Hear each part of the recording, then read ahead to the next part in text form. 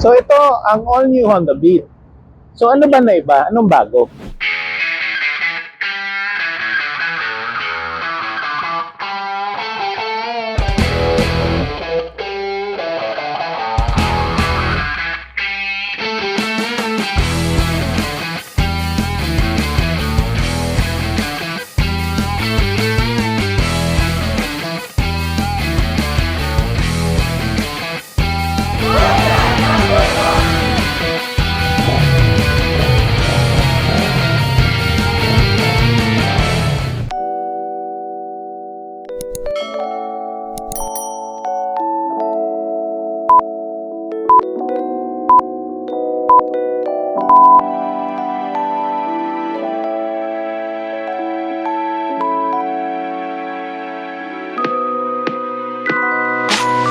So ito ang all new Honda Beat. So ano ba na iba? Anong bago? For one, unang-una yung iba ang ginamit na frame nito, yung tinatawag nilang Enhanced Smart Architecture Frame or yung ESA frame. 10% lighter ito dun sa conventional tubular frame. Ang goal ni Honda kung bakit ginamit ito is aside from mapagaan yung handling, ma-improve yung fuel efficiency dahil mas magaan siya overall. Kung titingnan mo sa unang tingin, parang halos pareho siya ng previous gen until ma-notice mo yung mga subtle differences. Una, yung color scheme niya. Ito yung premium variant. So, sa premium variant kasi, meron lang siya yung white tsaka yung black. Kung mapapansin mo, wala siya masyadong decals. As opposed to yung maraming colorful stickers nung playful variant. Now, meron din siya na limited edition na 50th anniversary variant. So, yun naman, red, white, and blue. Tapos may sticker na 50th anniversary na decal. So, kung makikita nyo, ito plain siya. Pero, yung mags niya, gold na. Compared sa playful na yung conventional na black yung wheels niya. Update nito, yung charging port niya may cover na. So, nabubuksan na siya. Although, kailangan mo pa rin gamitan ng 12-volt socket. So, lahat ng all-new Beat variants, meron na siyang combi brake system. So, mas convenient sa mga emergency braking kasi yung left lever lang gagamitin mo. So, sa ngayon, susubukan natin yung brake test. Ang idea, dapat hindi tutunog yung gulong, hindi siya mag-squeal yung gulong. So, lahat ng units nitong all-new Beat ay may combi brake system. So, pwedeng gamitin mo lang yung left lever para i-activate yung front and rear brake. Okay sir, pagtapat mo ng dalawang tuhon doon ka mag-close throttle din apply brake. Anong speed tayo, sir? Mga 35. 35 lang. 30 to 35. Wala na tawad yun. Pwede din sir, hanggat na hindi mo kaya yung 35 kahit mga 25. Hindi, I mean, pwede pang mas mataas o hindi pwede. Baka hindi mo pa kaya sir, so dahan-dahan lang muna. Okay. Sige sir. So, 35. Okay, 35 na tayo. Ay, 40 na nga. So, brake. Okay naman. Very smooth. Hindi kailangang pigain masyado yung lever.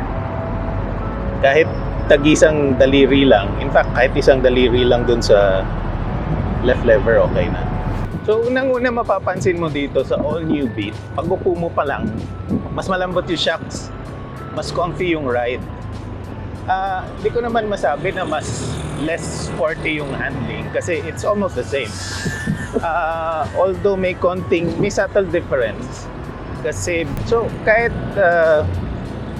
noticeably mas malambot yung suspension itong bagong Beat compared to sa previous. Stable naman siya, wala namang alon sa cornering. Hindi ko lang alam kung mas comfy ba siya sa lubak kasi wala naman lubak dito sa, well meron pero hindi tayo yata dadaan dun sa lubak dito sa HSDC.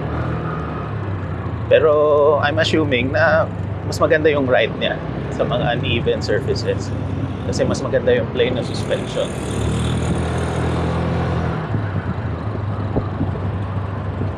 Yan, dito na tayo sa mga tight corners.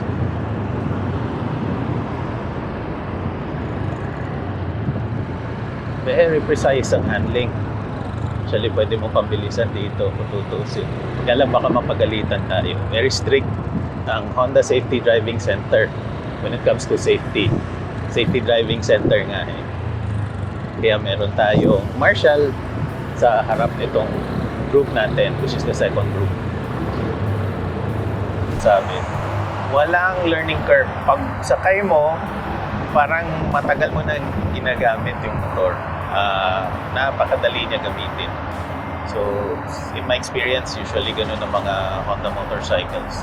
Parang dinedesign talaga nila around the rider. Lahat ng ginagawa nila sa motor, inisip nila yung rider kung paano maging mas madali para sa rider. Then almost the same yung instrument panel. May konting differences lang. Pero same din siya, combination ng analog at saka digital. So you have your odometer, tsaka yung fuel gauge, and then yung speedometer ng analog. That's it.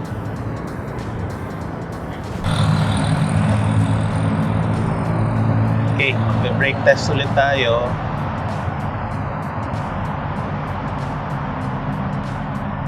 Ito na siguro. Okay, lalampasan ko ng konti.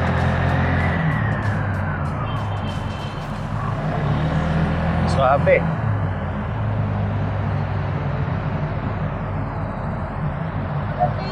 Ang sa panagustuhan ko rito, niretain nila yung kickstart. Meron pa siyang kickstarter in case malobag. Pwede mo pa rin siyang ma-start gamit yung kickstart lever.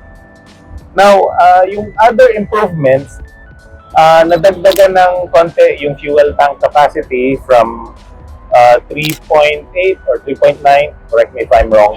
Ngayon, nasa 4.2 liters na yung fuel tank capacity niya. Ganun din yung under-seat storage. From 11 liters, 12 liters na yung storage capacity niya. Ang pinaka-noticeable na improvement pag sakay mo is the suspension. So, maganda yung play, mas malambot yung feel compared dun sa previous generation. Pareho naman din siyang Showa, like the previous gen, pero palagay ko yung tweaking, yung damping, ano pa.